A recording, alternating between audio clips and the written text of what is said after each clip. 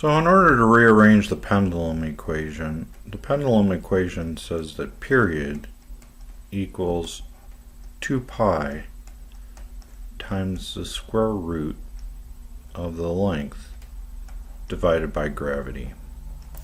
Well, if we want to rearrange so that length is all by itself, we can do that. The first thing is I'd like to get this 2 pi on the other side of the equal sign. So I'm going to divide both sides by the 2 pi. When you do that, they cancel on the right hand side and it leaves you like this. The next order of operation is to get rid of the square root. So I would square this side and square this side.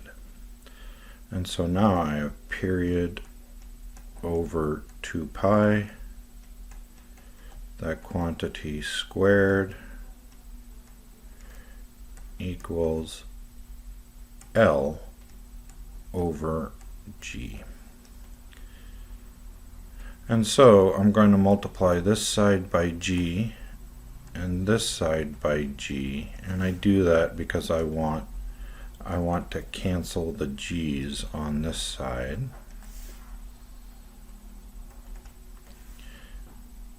And then in order to get G all by itself, well, I'm going to rewrite this then.